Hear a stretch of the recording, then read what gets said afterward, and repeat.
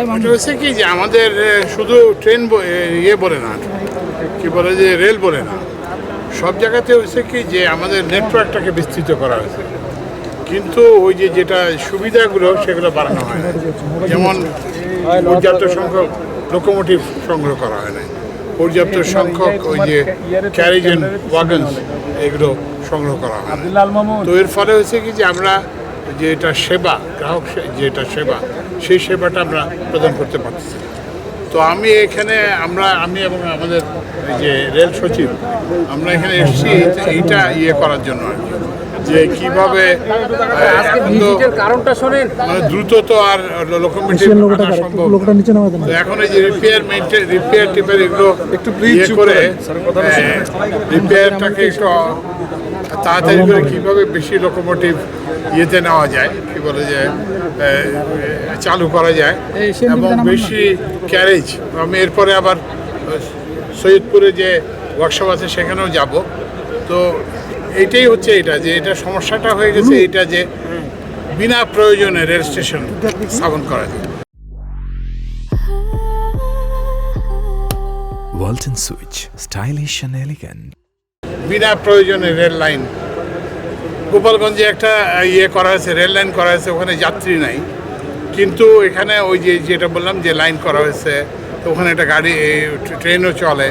তো এই জন্য এই যে অপ্রয়োজনীয় যেখানে অন্য ভালো, আপনাদের একটা মনে রাখতে হবে যে রেলপথ একটা বিকল্প, রেল ছাড়াও সড়ক পথে যাতায়াত করা যায়, তারপরে নৌপথে যাতায়াত করা যায়। তো আমাদের উচিত আমাদের সবগুলো একই জায়গায় না করে যেখানে সড়ক পথটা ভালো আছে সেখানে সড়ক পথের উপর নির্ভর করা, যেখানে রেলপথ সড়কপথ ভালো নাই, সড়কপথ সম্ভব না, সেখানে রেলপথকে জোরদার করা, এবং যেখানে রেল কিংবা সড়ক কোনোটাই ভালো না সেখানে নৌপথকে সুযোগ থাকলে সেটাকে ডেভেলপ করা। তো এই যে এইটাই হচ্ছে সমস্যা, যে আমরা একই জায়গায় আমরা সড়কও করছি, একই জায়গায় আমরা রেলও করছি, আবার কিন্তু অন্য জায়গায় যেখানে প্রয়োজন সেই জন্য সেটা ওখানে রেলের সেই প্রয়োজনীয় সংস্কারটা করতে পারিনি আর কি।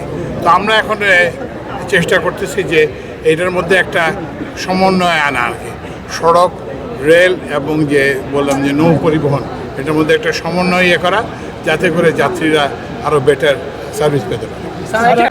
আমরা যে এখানে যে জনবলের সংকট সেটা আমরা সম্পর্কে অবহিত, এটার জন্য আমরা প্রয়োজনীয় ব্যবস্থা নেব শীঘ্রই। যে এই জনবল ক্রিটিক্যাল যে ম্যান পাওয়ার সেগুলো নেওয়া নিয়ে করব, এবং কিছু লোক মনে হয় মাস্টার রোলে আছে, মানে তাদের ব্যাপারেও একটা আমরা সিদ্ধান্ত নেব। এটা বাজেটেরও একটা সমস্যা।